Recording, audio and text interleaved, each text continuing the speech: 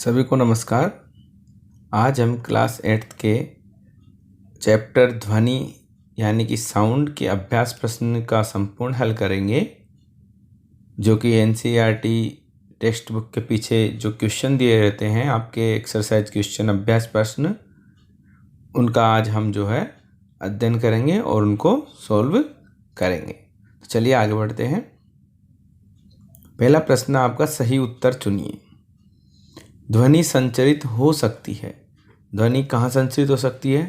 पहला ऑप्शन आपका केवल वायु या गैसों में, दूसरा ऑप्शन आपका केवल ठोसों में, तीसरा ऑप्शन आपका केवल द्रवों में, चौथा ऑप्शन आपका ठोसों, द्रव तथा गैसों में। तो चूंकि हम जानते हैं कि ध्वनि को संचरित होने के लिए माध्यम की आवश्यकता होती है और यहाँ पे ठोस, द्रव तथा गैस तीनों ही माध्यम में ध्वनि संचरित हो सकती है, केवल निर्वात में ही ध्वनि संचरित नहीं हो सकती। निर्वात मतलब कि जहाँ पर वायु अनुपस्थित होती है। तो इसका आंसर होगा आपके ठोसों, द्रवों तथा गैसों में जो है ध्वनि संचरित हो सकती है। सेकंड प्रश्न आपका, निम्न में से किस वाक् ध्वनि की आवृत्ति न्यूनतम होने की संभावना है? मतलब किस वाक् ध्वनि की आवृत्ति न्यूनतम होने की संभावना है? जैसा कि आप जानते हैं, हमारी जो वाक् ध्वनि होती है उसकी फ्रीक्वेंसी सबसे कम किसकी होती है? जो कि देखिए, जैसे कि हम अगर मनुष्य हैं उनमें और पुरुष हैं, तो पुरुष की वाक् ध्वनि की आवृत्ति क्या होगी? ज़्यादा होती है। महिला की उससे थोड़ी कम होती है। और जो छोटी लड़की होगी उसकी इसमें वाक् ध्वनि की आवृत्ति क्या होगी? सबसे कम होगी।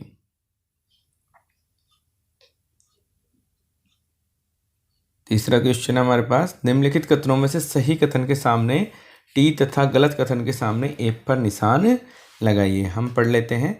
ध्वनि निर्वात में संचरित नहीं हो सकती, ट्रू है, फॉल्स है। यह किसी कंपित वस्तु के प्रति सेकंड होने वाली दोलनों की संख्या को इसका आवर्तकाल कहते हैं। यदि कंपन का आयाम अधिक है तो ध्वनि मंद होती है।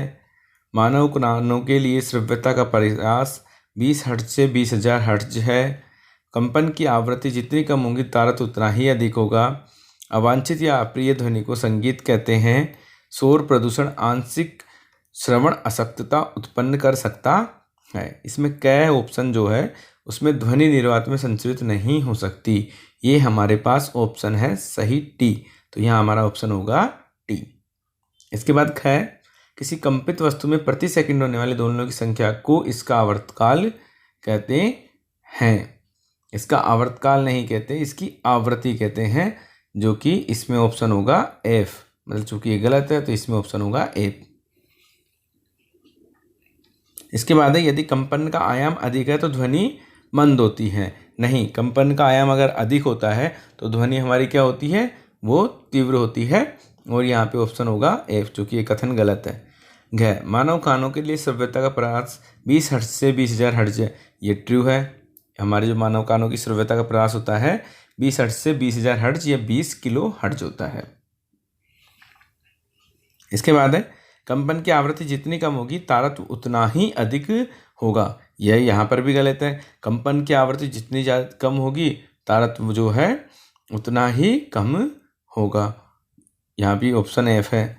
मतलब यहाँ पे ये भी कथन जो है गलत दिया हुआ है। अवांछित या अप्रिय ध्वनि को संगीत कहते हैं। नहीं, गलत है। अवांछित या अप्रिय ध्वनि को हम क्या कहते हैं? शोर कहते हैं। तो ये कथन भी क्या हो गया? गलत हो गया। शोर प्रदूषण आंशिक श्रवण अशक्तता उत्पन्न कर सकता है। हाँ, ये एकदम कथन सही है। तो यहाँ पे क्या होगा? ट्रू होगा। जैसे कि आप जानते हैं इनका आंसर जो हम देख सकते हैं, देखिए इनका आंसर है हमारे पास, पहले का टी है ट्रू, दूसरा फॉल्स है, तीसरा फॉल्स है, चौथे में ट्रू है, पांचवा फॉल्स है, छठा फॉल्स है और सेवंथ में जो है हमारे पास ट्रू ऑप्शन है। आगे बढ़ते हैं।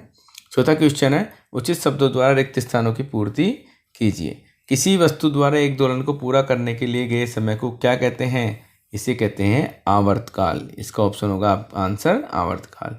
दूसरा, प्रबलता कंपन के आयाम से निर्धारित की जाती है। जितना अधिक आयाम होगा उतनी ही अधिक उसकी प्रबलता होगी, या जितनी अधिक प्रबलता होती है उतना ही उसका अधिक आयाम होगा। आवृत्ति का मात्रक हर्ट्ज है। हमारी आवृत्ति का मात्रक क्या है? हर्ट्ज है। अवांछित ध्वनि को हम क्या कहते हैं? शोर कहते हैं। ध्वनि की तीक्ष्णता कंपनों की आवृत्ति से निर्धारित होती है। जितनी अधिक आवृत्ति होगी उसकी उतनी ही अधिक जो है तीक्ष्ण वो ध्वनि होगी। प्रश्न 5 है, एक दोलक 4 सेकंड में 40 बार दोलन करता है। इसका आवर्तकाल और आवृत्ति ज्ञात कीजिए। दोलनों की संख्या हमारे पास यहाँ पे दी हुई है 40। दोलनों द्वारा लगा समय दिया हुआ है 4 सेकंड। आवृत्ति हमें ज्ञात करनी है, तो आवृत्ति क्या होती है? दोलनों की संख्या बटा समय। जितने भी दोलन लगे हमारे पास और उसके हम जितना भी समय लगा उससे भाग दे देंगे। तो 40/4 कर दिया तो यहाँ पे क्या आ गया? 10 हर्ट्ज। तो उसकी आवृत्ति होगी 10 हर्ट्ज। और आवर्तकाल क्या होता है? 1/आवृत्ति, 1/λ। जैसे फ्रिक्वेंसी होता है या आवृत्ति होती है उसको हम लैम्डा से दर्शाते हैं आवृत्ति को। तो 1/λ जो है t बराबर होता है आवर्तकाल बराबर। तो आपका हो जाएगा 1/10 बराबर हो जाएगा 0.1 सेकेंड। प्रश्न संख्या 6। एक मच्छर अपने पंखों को 500 कंपन प्रति सेकंड की औसत दर से कंपित करके ध्वनि उत्पन्न करता है। कंपन का आवर्तकाल कितना है? उत्तर इसका ये होगा 500 कंपन द्वारा लिया गया समय कितना है? 1 सेकंड। प्रति सेकंड कितने कंपन उत्पन्न कर रहा है? 500। तो एक कंपन द्वारा समय लिया गया होगा 1/500 बराबर 0.002 सेकंड। ये इसका आंसर होगा। देखिए प्रश्न संख्या 7 देखते हैं हम। निम्न वाद्य यंत्रों में उस भाग को पहचानिए जो ध्वनि उत्पन्न करने के लिए कंपित होता है। ढोलक को जैसा हम जानते हैं उसको दो तरफ दो तनी सी झिल्ली लगी रहती है। एक झिल्ली उसको तन के रखा जाता है, एकदम तान के रखा जाता है और वह कंपन करती है तो ही हमें उसकी आवाज़ सुनाई देती है। सितार में जो तार होते हैं। बांसुरी में जो वायु स्तंभ होता है, जो उसके अंदर स्तंभ वायु उत्पन्न होती है स्तंभ के अंदर, पूरी बांसुरी के अंदर, तो वो वायु स्तंभ जो है कॉलम उसमें उत्पन्न होते हैं, वो जो है हमें कंपित होते हैं और उसी से ध्वनि उत्पन्न होती है। प्रश्न संख्या 8 देखते हैं। शोर तथा संगीत में क्या अंतर है? क्या कभी संगीत शोर बन सकता है? उत्तर, शोर क्या होता है? शोर वह ध्वनि है जिसको हमें सुनते हुए कष्टदायक प्रतीत होती है। शोर हमें, जब हम सुनते हैं शोर को तो हमें लगता है कि वो बहुत कष्ट दे रहा है, हमारे कानों को अप्रिय लगता है। जबकि संगीत यहाँ पे क्या है? यह वह ध्वनि है जो कानों को सुखद लगती है और हमें जो है वो अच्छा लगता है सुनना। इसका आंसर होगा, क्या कभी संगीत शोर बन सकता है? हाँ, संगीत उस अवस्था में शोर बनता है जब किसी को अच्छे से गाना ना आता हो या जब इसका स्वर बहुत ऊंचा हो, तब वह क्या बन जाता है? शोर बन जाता है। प्रश्न संख्या 9। अपने वातावरण में शोर प्रदूषण के स्रोतों की सूची बनाइए। इसका आंसर क्या होगा? शोर प्रदूषण के स्रोत हमारे आसपास बहुत है।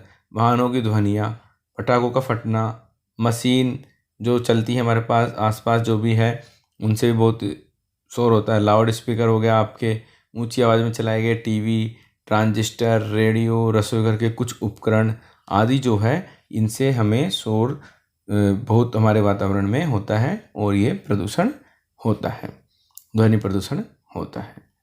इसके बाद प्रश्न संख्या 10। वर्णन कीजिए कि शोर प्रदूषण मानव के लिए किस प्रकार से हानिकारक है। मतलब ध्वनि प्रदूषण जो है, शोर को हम यहाँ ध्वनि भी बोलते हैं, कि ध्वनि प्रदूषण जो है किस प्रकार से मानव के लिए हानिकारक है। हम देखते हैं, शोर प्रदूषण के कारण अनेक स्वास्थ्य संबंधी समस्याएं होती है, जैसे कि अनिद्रा, अति तनाव, उच्च ताप, चिंता तथा अन्य बहुत से स्वास्थ्य संबंधी विकार ध्वनि प्रदूषण से, शोर प्रदूषण से उत्पन्न होते हैं। लगातार प्रबल ध्वनि के प्रभाव में रहने वाले व्यक्ति की सुनने की क्षमता स्थायी तथा अस्थायी के रूप से कम हो जाती है। यह क्या आप जानते हैं? हमारा जो ध्वनि प्रदूषण होता है वो उससे अनेक स्वास्थ्य संबंधी समस्याएं होती है, जैसे अनिद्रा हो गया, अति तनाव हो गया, चिंता हो गई और अन्य भी बहुत से स्वास्थ्य संबंधी विकार होते हैं। उन्हें सुनाई कम देने लग जाता है, जो कि ये ध्वनि प्रदूषण से उत्पन्न होते हैं। और लगातार प्रबल ध्वनि के प्रभाव में रहने वाले व्यक्ति की सुनने की क्षमता स्थायी तथा अस्थायी रूप से कम हो जाती है। प्रश्न संख्या 11। आपके माता पिता एक मकान खरीदना चाहते हैं। उन्हें एक मकान सड़क के किनारे पर तथा दूसरा सड़क से 3 गली छोड़कर देने का प्रस्ताव किया गया है। आप अपने माता पिता को कौन सा मकान खरीदने का सुझाव देंगे? अपने उत्तर की व्याख्या कीजिए। इसका उत्तर क्या होगा? हम अपने माता पिता को सड़क से दूर वाला मकान खरीदने को कहेंगे। क्यों? क्योंकि सड़क के पास शोरगुल ज़्यादा होगा, दिन भर गाड़ियाँ जाएंगी, एक गाड़ी जा रही है, दूसरी आ रही है, वहाँ पे बहुत ही ज़्यादा शोर रहता है। क्योंकि सड़क वाले मकान से काफ़ी परेशानी होती है, क्योंकि यहाँ रहने वाले से वाहनों का शोर हर समय सुनना पड़ता है, जिससे कि हमें स्वास्थ्य संबंधी समस्याएं हो सकती हैं। इसलिए हम कहेंगे हमारे माता पिता को कि आप जो मकान खरीद रहे हैं वो 3 गली छोड़कर देने का जो प्रस्ताव दिया गया है जिस मकान का, उस मकान को जो है खरीदा जाए। प्रश्न संख्या 12 देख लेते हैं। मानव यंत्र का चित्र बनाइए तथा इसके कार्यों की अपने शब्दों में व्याख्या कीजिए। वाक्य यंत्र जिससे कि हम बोल सकते हैं, जिससे हमें बोलते हैं, लिरिंग्स जिसे हम बोलते हैं, तो इसका उत्तर क्या होगा? यहाँ पे मानवों में ध्वनि वाक्य यंत्र अथवा कंठ, जो कि हमें दिखाई देता है यहाँ पे एक हड्डीनुमा सा, जो कि हमारे गर्दन पे ये दिखाई देता है। आपको यहाँ पे दिखाई दे रहा है, आप इसे महसूस भी कर सकते हैं, हमारे गर्दन पे हाथ लगा के महसूस कर सकते हैं। अपने अंगुलियों को कंठ पर रखिए तथा एक कठोर उबारों को खोजिए जो निगलते समय चलता हुआ प्रतीत होता है। जब हम कुछ खाते हैं तो हमें ये ऊपर नीचे चलता हुआ प्रतीत होता है। शरीर का यह भाग वाक्य यंत्र कहलाता है या लिरिंग्स कहलाता है। यह श्वास नली के ऊपरी सिरे पर होता है। वाक्य यंत्र या कंठ के आर पार दो वाक तंतु इस प्रकार तनित होते हैं कि उनके बीच में वायु के निकलने की एक संकीर्ण झिल्ली बनी होती है, जो कि आप यहाँ पे देख पा रहे हैं। जो दो वाक तंतु हैं, कोई कार्टिलेज है, यहाँ पे तंतु हैं, इनके बीच में एक पतली सी ये छोटी सी झिर्री है जिससे वायु बाहर निकलती है। जब फेफड़े वायु को बलपूर्वक झिर्री से बाहर निकालते हैं तो वाक तंतु कंपित होते हैं। जब फेफड़ों द्वारा वायु जो है बाहर फेंकी जाती है तो क्या होता है, हमारे जो वाक तंतु होते हैं वो कंपित होते हैं, और कंपन करेगा तो क्या होगा, जिससे ध्वनि उत्पन्न होती है। वाक तंतुओं से जुड़ी मांसपेशियां तंतुओं को तना हुआ या ढीला कर सकती हैं, तान के रखती हैं और ढीला भी कर सकती हैं। जब वाक तंतु तने हुए और पतले होते हैं तब वाक ध्वनि का प्रकार या उसकी गुणता उस वाक ध्वनि से भिन्न होती है जब वाक तंतु ढीले और मोटे होते हैं।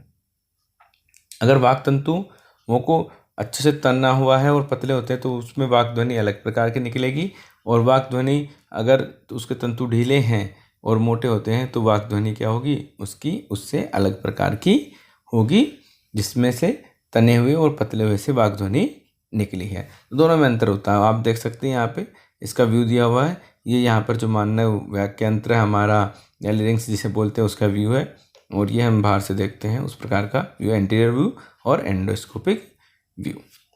चलिए आगे बढ़ते हैं। प्रश्न संख्या 13। आकाश में तड़ित तथा मेघ गर्जन की घटनाएं एक समय पर तथा हमसे समान दूरी पर घटित होती है। हमें तड़ित पहले दिखाई देता है तथा मेघ गर्जन बाद में सुनाई देता है। मतलब हमें जो है वो बिजली जो चमकती है वो पहले दिखाई देती है और उसके बाद में हमें आवाज़ सुनाई देती है। तो क्या आप इसकी व्याख्या कर सकते हैं कि ऐसा क्यों होता है?